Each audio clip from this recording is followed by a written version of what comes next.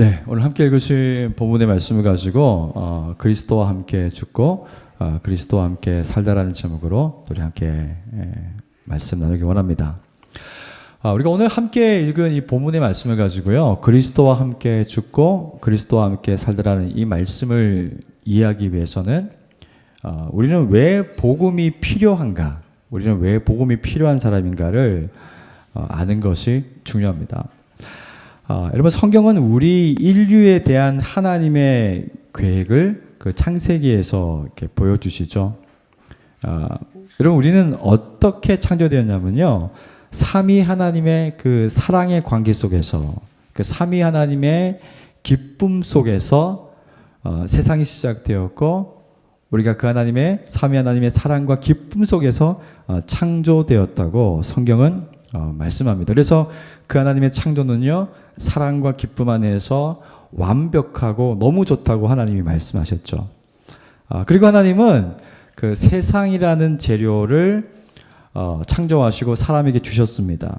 그리고 하나님의 형상을 닮은 사람은 그 재료를 가지고 다스리고 창의적으로 일을 하면서 하나님이 자신을 지으신 내가 하나님의 형상을 닮았다는 것을 발견하고 기쁨을 경험하게 되는 것이죠. 그래서 그 기쁨을 가지고 내가 하나님을 아는 것 때문에, 하나님 나를 지으신 목적 때문에, 그것을 알기 때문에 하나님을 영원히 예배하며 기뻐하는 존재로 우리를 창조하셨다고 말씀합니다. 이것이 하나님이 우리를 창조하시고 우리에게 주셨던 원래의 계획이었죠.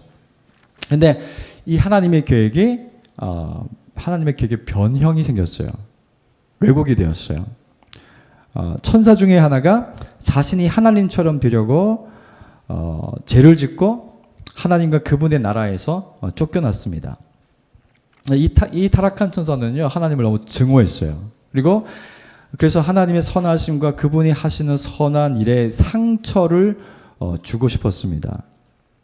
근데 아무리 생각해도 사탄은 자신의 힘으로 하나님에게 상처를 줄 수 없다는 것을 알았죠.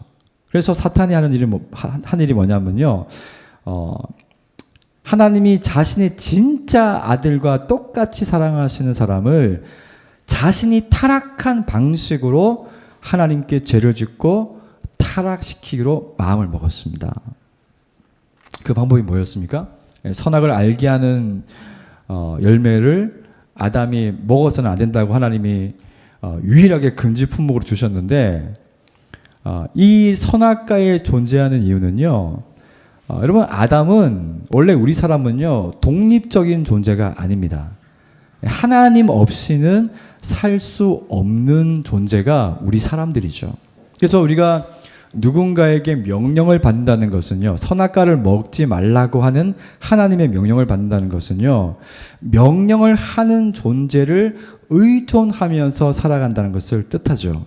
그래서 아담은 하나님이 주신 세상이라는 재료를 가지고 자신의 존재의 의미를 알고 일하는 것을 통해서 기쁨을 느끼며 영원히 살 수 있지만, 하나님을 떠나서 하는 것이 아닙니다. 이 모든 것을 하나님 안에서, 그분 안에서 하도록 지음받고 창조된 것이죠. 그래서 하나님 안에서 이 모든 것을 할 때, 올바로 할 때 하나님이 주시는 그 영원한 기쁨을 누릴 수가 있는 것입니다. 그래서 이 선악과는요, 아담과 우리가 하나님을 완전히 의존해야 하는 존재라는 것, 하나님 없이는 살 수 없는 존재라는 것을 우리에게 상징적으로 보여주는 것이 바로 선악을 알게 하는 나무였습니다. 근데 사탄이 그걸 또 너무 잘 아는 겁니다. 사탄은 그 상징적인 나무의 열매를 가지고 아주 더러운 거짓말을 합니다. 저 열매를 먹으면 너도 하나님처럼 될 수 있다고 말하는 거죠. 그리고 하나님이 그것을 알기 때문에 저 열매를 먹지 말라고 하셨다고 거짓말을 합니다. 이 말도 안 되는 유혹에 아담이 넘어갔습니다. 여러분들, 그렇다면 아담은 어느 부분에서 죄를 지었을까요? 아담이 하나님처럼 될 수 있다고 생각한 것이 죄의 시작입니다. 여러분, 하나님을 의존하지 않고 하나님 없이 살 수 있다는 것이 죄의 원래 의미입니다. 우리는 하나님을 의존해서 살아야 되고 그분 안에서 사는 것이 행복인데 하나님 없이도 살 수 있다고 생각하는 것이 죄의 가장 기본적인 개념입니다. 하나님만이 하실 수 있는 일을 아담 자신도 할 수 있다고 생각하는 것이 죄죠. 이 엄청난 착각이 나무의 열매를 먹는다고 일어날 것이라고 생각할 정도로 첫사람 아담은 되게 순수하고 또 어리석었던 것 같아요. 결국 아담의 범죄는 하나님의 선하고 아름다운 계획을 완전히 왜곡시켰죠. 그래서 이제 죄를 짓기 전에 하나님이 말씀하신 것처럼 아담은 죄의 결과로 반드시 죽는 존재가 되었습니다.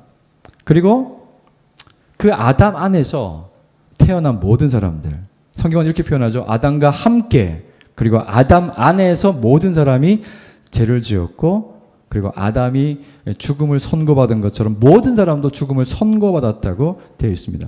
그래서 저와 여러분의 그 본질, 저와 여러분의 본질적 모습을 생각하면요, 저와 여러분은 죽음을 향해 가는 인생이라는 거죠. 그게 그러니까 성경이 우리에게 얘기하는 본질적인 우리의 모습, 변형된 우리의 모습이죠. 하나님 없이 우리가 하는 모든 일은 그 일이 무엇이든지 어떤 모습의 삶을 살든지 그 사람의 인생이 죽음 안에 있고 죽음으로 향해 가고 있다는 증거입니다. 여러분이 아무리 즐거운 일을 내가 즐기면서 하고 있다 할지라도요, 그 일이 영원히 즐겁지 않은 이유, 내가 아무리 탁월한 일을 해낼 줄 아는 능력이 있다고 할지라도 그 탁월함이 영원히 즐겁지 않은 이유는 딱 하나밖에 없습니다. 하나님 없이 하기 때문이에요. 하나님 없이 하기 때문에 그것은 영원히 즐거울 수가 없습니다.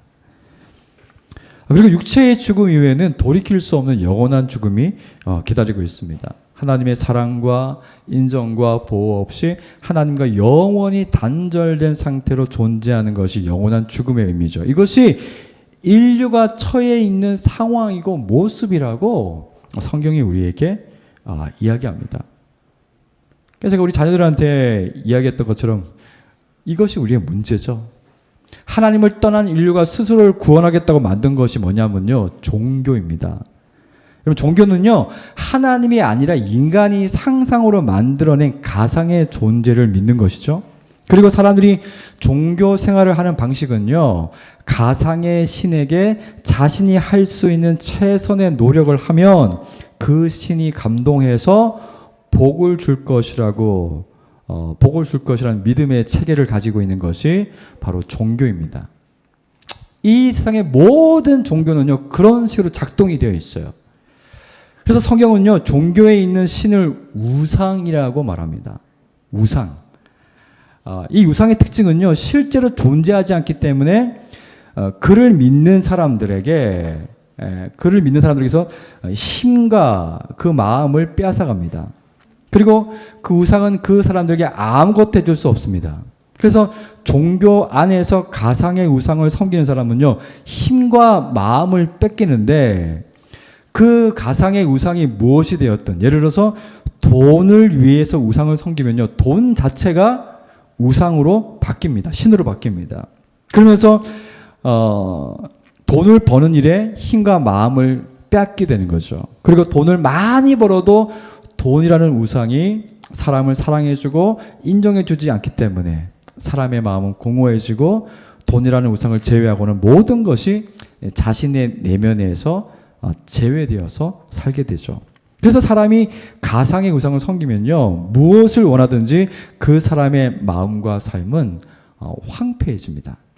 그래서 종교적 열심을 가졌던 사람들이 진정한 사랑과 인정과 만족을 하나님으로부터 얻지 못하면요, 비종교, 무신론으로 빠지게 되는 거죠. 그래서 복음을 이야기할 때 복음의 양극단에 있는 것을 뭐라고 얘기하냐면요, 종교와 비종교라고 얘기해요.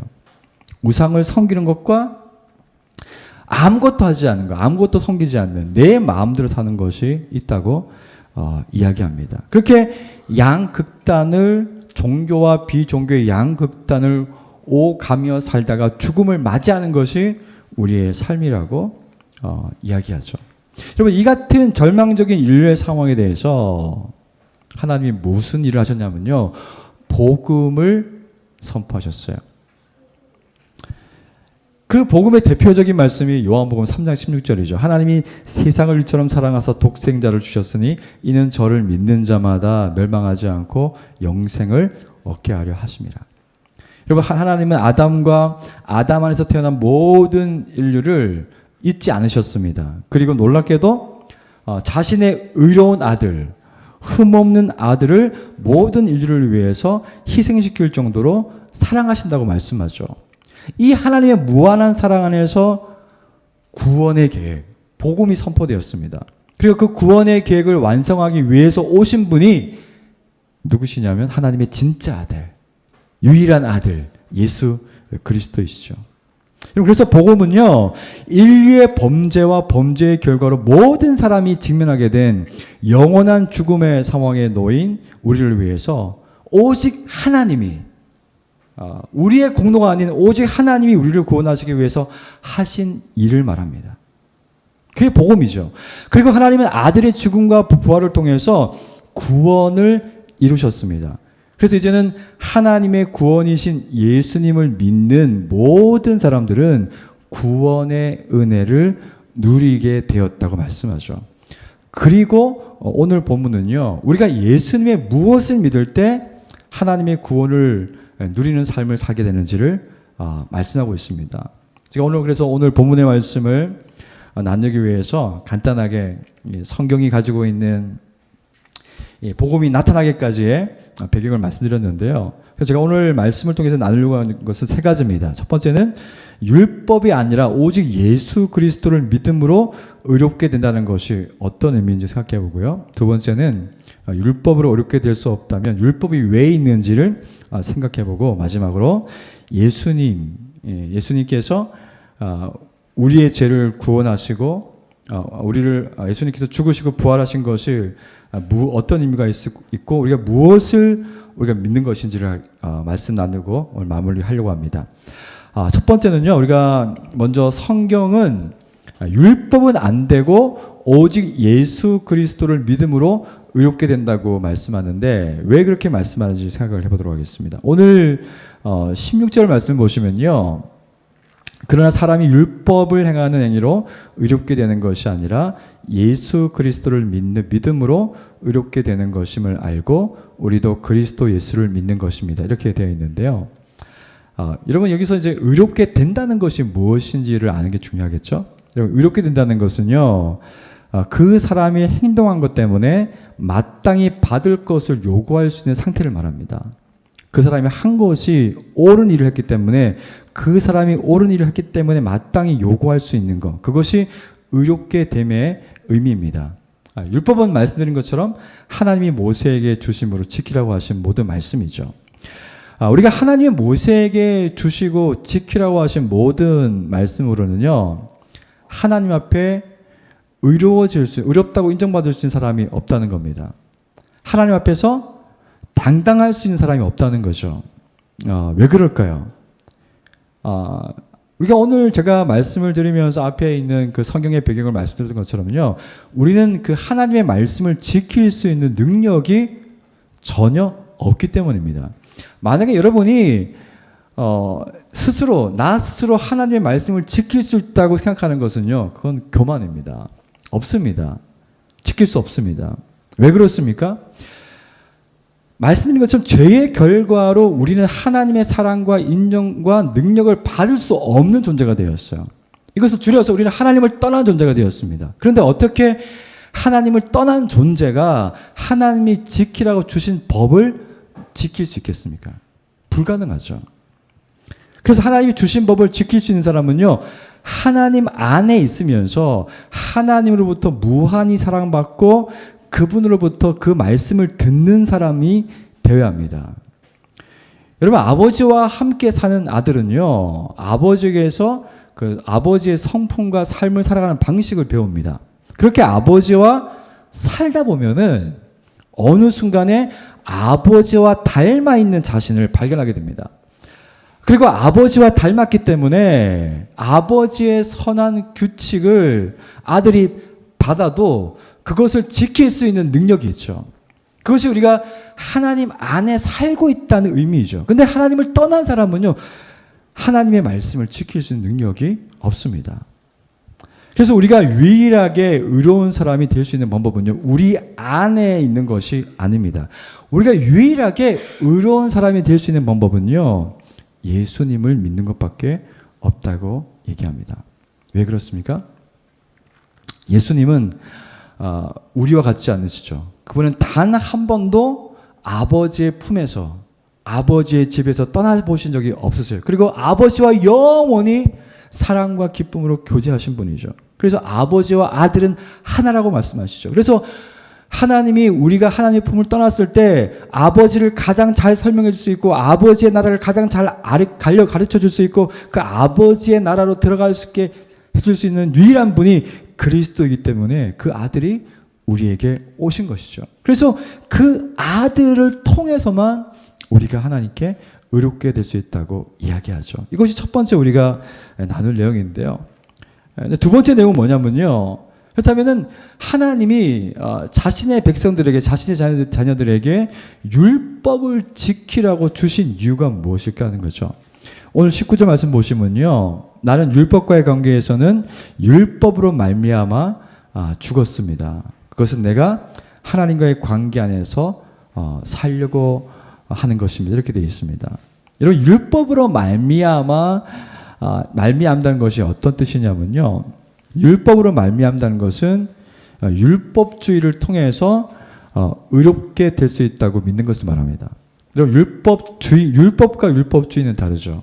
율법은 하나님의 선한 말씀이죠. 그런데 율법주의는요, 내가 율법을 지킬 수 있고 율법을 지켜서 구원받을 수 있다고 믿는 것을 율법주의라고 얘기합니다.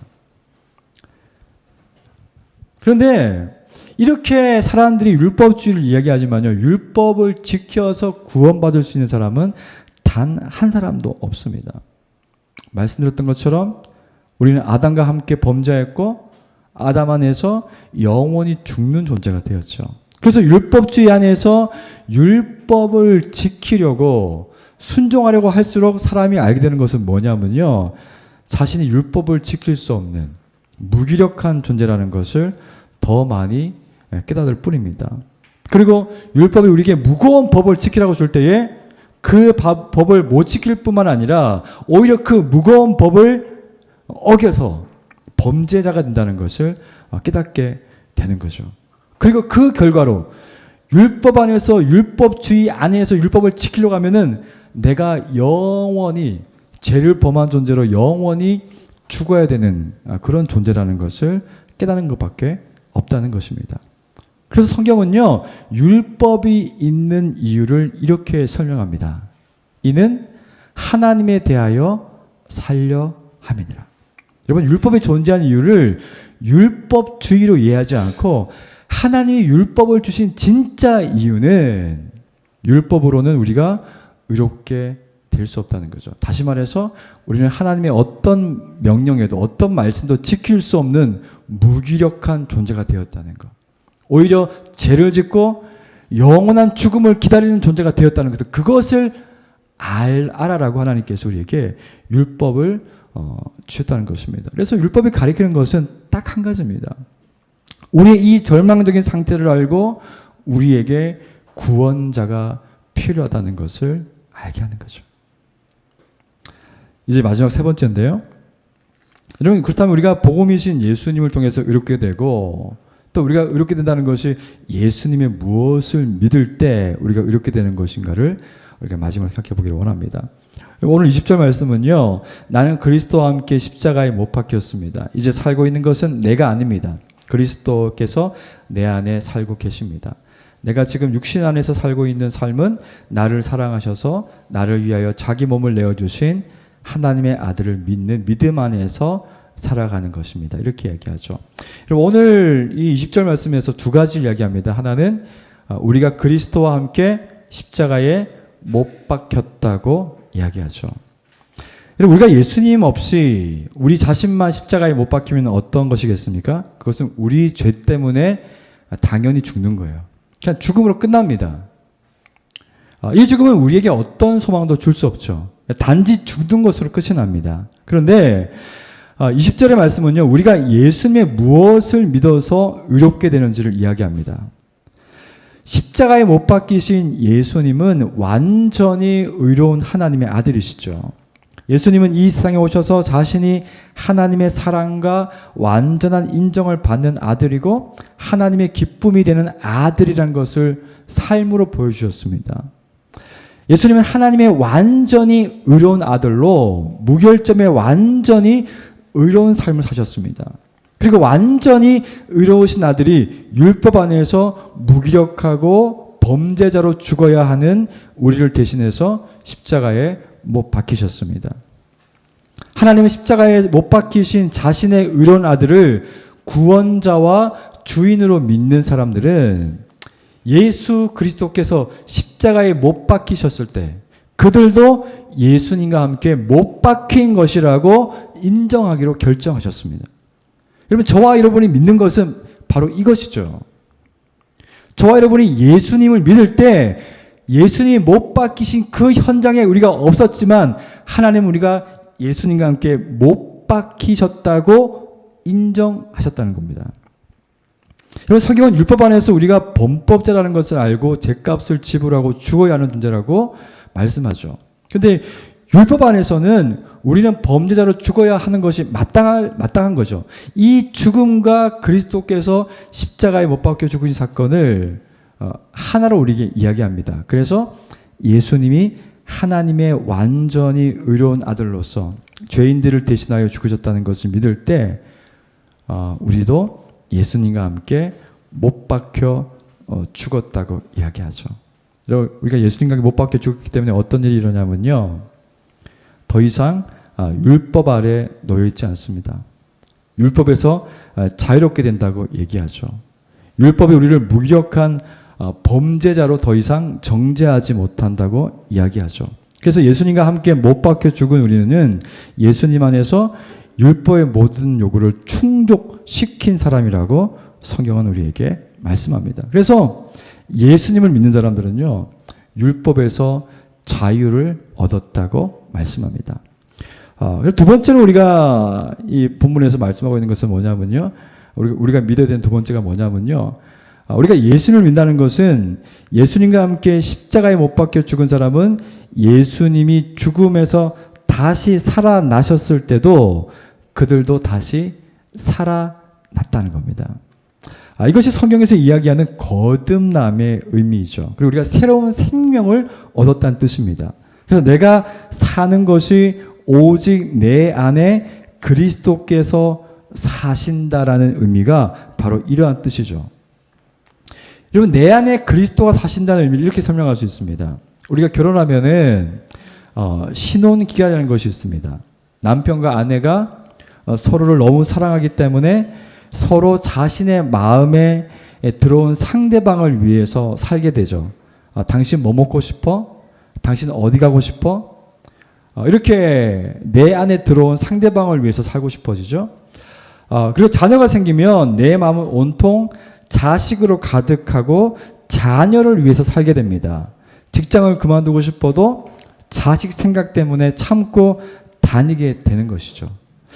이제는 내가 사는 것이 아니고 우리 안에 그리스도께서 사신다는 의미가 이와 같습니다.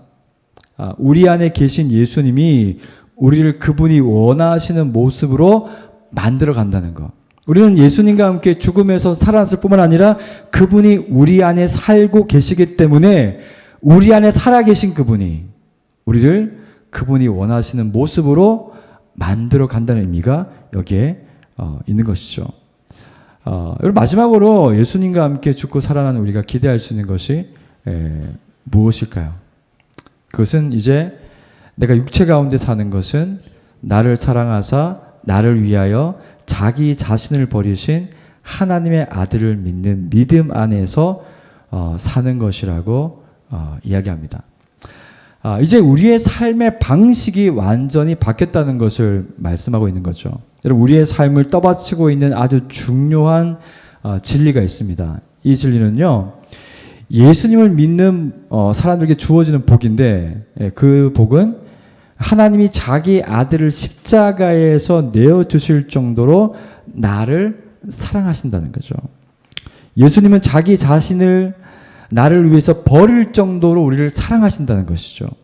그리고 이 측량할 수 없는 사랑을 성령님은 매일같이 우리에게 증명하시죠. 그래서 우리의 삶은 삼위 하나님의 사랑 속에서 살고 있다는 진리가 우리의 삶의 기본이 되는 것이죠.